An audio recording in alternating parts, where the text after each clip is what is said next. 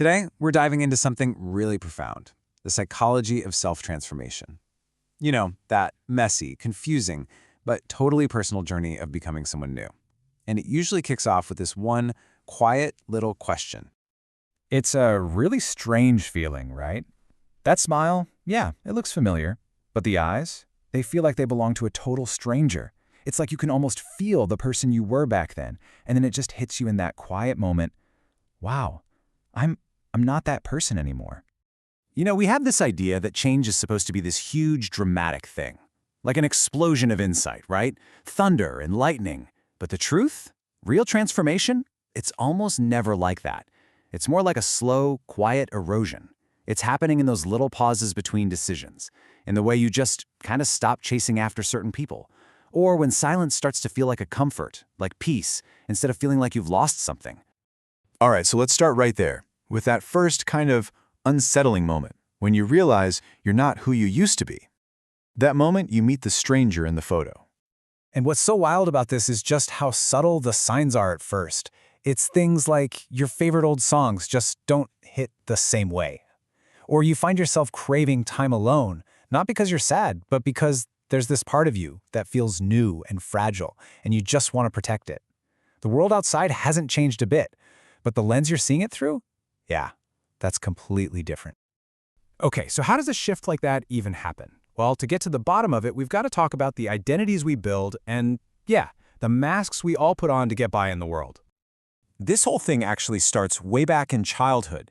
There's this idea in attachment theory that a kid will choose being connected to their parents over being their authentic self every single time. And why wouldn't they? Connection, love, that means survival. So we get really good at reading the room. We learn to perform, to get approval, to just kind of push down what we really need so we can feel loved and safe. This is what creates something called the false self. And it's super important to remember, it's a survival tool, not some kind of character flaw. Then, as we get older, this same mechanism sort of grows up with us. It evolves into what the psychologist Carl Jung called the persona. Think of it as the social mask we choose to show the world. And look, it's a necessary tool, right? We all need one to function in society. But, and this is a big but, there's a danger here. The way we build it is almost completely unconscious. First, we learn to read the room. Then we suppress what we actually feel or need. Next, we perform. We put on the show to get that approval we're looking for. And then comes the final step, and this is the real kicker. We do it for so long that we forget it's even a mask. The performance just becomes who we think we are. And that's the core of the problem, right there. That mask. It starts off as armor. It's there to protect you when you're vulnerable. But over time, it turns into a cage.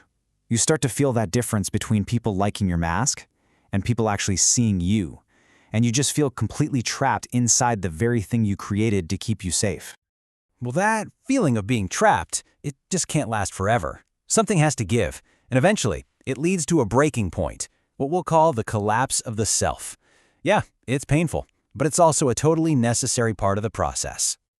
So, what feels like this big spiritual crisis, you might have heard mystics call it ego death, it actually has a real biological explanation. Neuroscientists have a term for it: neural pruning. As that old identity starts to fall apart, the literal connections in your brain that were tied to those old ways of thinking, they start to dissolve. They're making room for new connections to form. And this is where our power really lies. There's that amazing quote from Viktor Frankl: "Between stimulus and response, there is a space." It's in that space, that tiny little gap, that's where we have the power to choose. To not just react, but to break the old patterns and start deliberately building new ones. And this is all possible thanks to something called neuroplasticity. The core idea is super simple. What fires together, wires together. Basically, every single time you repeat a thought or an action, you're making that brain pathway stronger. It means your identity isn't some fixed, concrete thing. It's really just a collection of well-rehearsed brain circuits. And the absolute miracle of it all is that you can choose to start rehearsing new ones. So look, when you're in that collapse phase, it can feel really empty, barren. But I want you to try and think of it like a garden in the middle of winter. From the surface, it just looks dead, right? But underneath all that, deep in the soil, there's this quiet, powerful reconstruction going on. You're not losing yourself. You're just shedding all the layers that were never really you to begin with. But this whole internal rebuilding process, it often has this unexpected side effect on the outside, the loneliness of change. And this is the part nobody really warns you about. It's weird, but people and society in general, we love consistency. So when you start to change, you're kind of breaking this unwritten rule, which is stay predictable. Your growth can actually feel threatening to people around you. It's like you're holding up a mirror to where they might be stuck, and it forces them to look at their own choices. The truth is, they just miss the old version of you, the one that made them feel comfortable. And all of this can lead to something psychologists call identity loss. It's this really peculiar kind of grief, you know? It happens when your inner world is just changing way faster than your outer world. And you find yourself mourning old versions of you, even the ones that were in pain. Why? Because our brains crave what's familiar, what's predictable, not always what's actually good for us. But here's the good news. After the collapse, after the loneliness, the storm does pass. And that brings us to the final, most hopeful part, the conscious, deliberate work of rebuilding yourself from the ashes. And the most important work here, it's not about blowing up your past. It's about something called integration. This is where you start to reunite with all the parts of yourself you pushed away, your anger, your shame, your fear. You stop fighting with your own darkness, and you actually start to learn its language. You realize they were never your enemies. They were just messengers trying to tell you something. And this work, this rebuilding, it doesn't happen in one big leap. It happens in these small, repeated actions.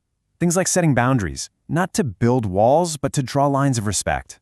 Or writing, just for yourself, to figure out what's going on inside, not to get anyone else to understand. It's about meeting your own shadow with curiosity instead of judging it, and choosing, consciously, to respond to pain with awareness instead of just that old automatic reaction. And this really gets us to the absolute core truth of transformation. All of it. The chaos, the heartbreak, the collapse. Those aren't obstacles you have to get over. They are the fuel for your rebirth. You know the myth of the phoenix? It doesn't rise in spite of the ashes. It rises because of them. Your struggles become the raw material that builds your new strength. So, I'll leave you with this final thought to chew on. What if this whole process, this messy, painful, beautiful journey, was never really about becoming someone new? What if it was always about dismantling all the things that weren't you, so you could finally remember and come back home to the person you were before the world told you who you were supposed to be?